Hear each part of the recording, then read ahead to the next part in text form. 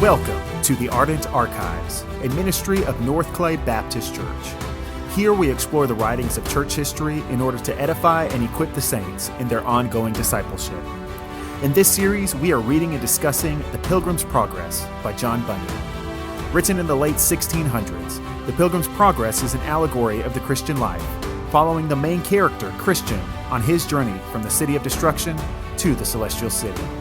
More than any other work in the history of the church, The Pilgrim's Progress captures both the struggles and joys of living the Christian life in a way that is not only accurate, but enjoyable to read. So prepare yourself for an epic adventure as we embark on The Pilgrim's Progress by John Bunyan.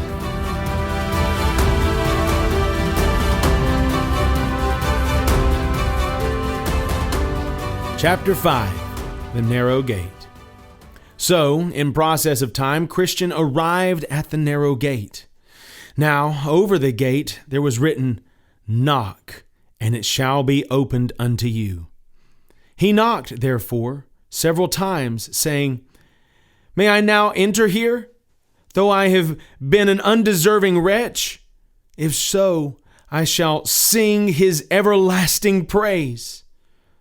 At last, a serious person came to the gate named Goodwill, and asked who was there, from whence he came, and what he wanted. Christian responded, "I am a poor, burdened sinner, coming from the city of destruction. I am going to the celestial city, that I may be saved from the wrath to come. I have been informed, sir, that the way to the celestial city is through this gate. Are you willing to let me enter?" Goodwill replied, "I am willing with all my heart." And with this, he opened the gate. As Christian was stepping in, Goodwill gave him a sudden yank. Surprised, Christian asked, "Why did you do that?" Goodwill then explained, "A short distance from this gate, there is a strong castle erected, of which Beelzebub is the prince. From there both he and his minions shoot arrows at those who come up to this gate, hoping to kill them before they can enter in." Then Christian said, "I both rejoice and tremble." When Christian was safely inside, the man at the narrow gate asked him who had directed him there. "Evangelist directed me to come here and knock as I did," said Christian, "and that you, sir, would then tell me what I must do." "An open door is set before you, and no man can shut it," responded Goodwill. "I am now beginning to reap the benefits of my hazardous journey," replied Christian. "But how is it that you came alone?" asked Goodwill. "Because none of my neighbors saw their danger as I saw mine," answered Christian. "Did any of them know of your coming?" inquired Goodwill. Christian replied, "Yes, my wife and children saw me at first and called after me to come back. Also, some of my neighbors stood crying and calling for me to return, but I put my fingers in my ears, and so I started on my journey." "But did none of them follow you to attempt to persuade you to turn back?" asked Goodwill. "Yes," replied Christian. "Both Obstinate and Pliable tried to turn me back. But when they saw that they could not prevail, Obstinate railed at me and went back alone. But Pliable came with me for a little way." "But why did Pliable not come all the way here with you?" questioned Goodwill. Christian replied, "Indeed, he did come with me, until we came to the swamp of Despond, into which we suddenly fell. At that, Pliable became so discouraged that he would not venture with me any further.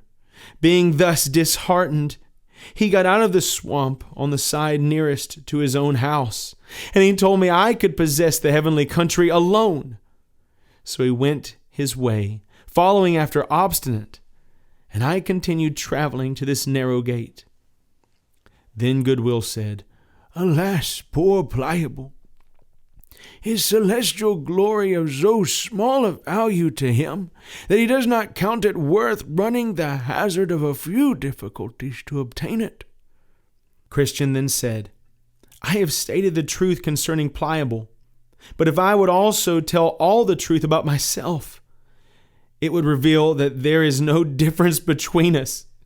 It is true that he went back to his own house, but I had also turned aside into the way of destruction, being persuaded by the worldly arguments of Mr. Worldly Wiseman.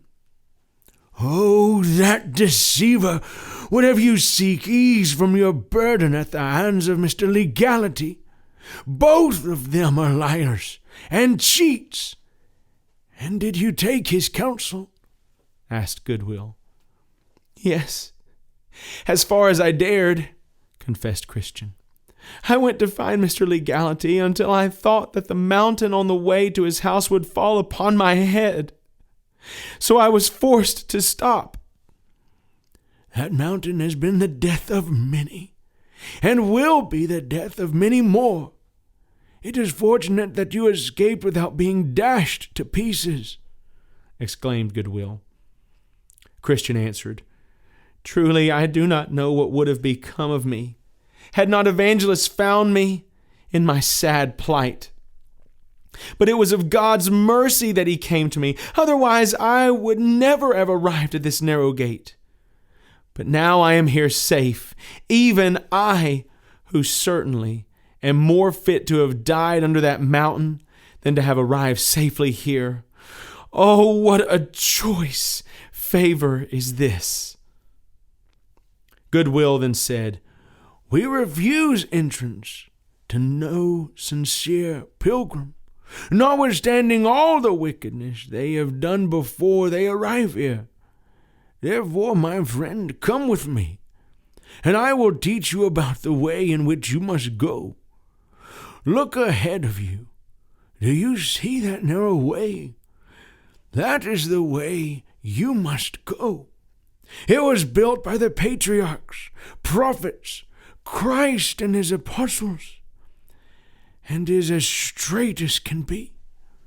This is the only way you must go. But, inquired Christian, are there no turnings nor windings by which a pilgrim may lose his way? Yes, there are many side paths which intersect with the narrow way, but they are crooked and wide. This is how you may distinguish the right from the wrong. Only the right path is straight and narrow. Then I saw in my dream that Christian further asked if Goodwill could help him remove the burden which was upon his back, for he could not remove it without help. Goodwill told him, Be content to bear your burden until you come to the place of deliverance, for there it will fall from your back all by itself.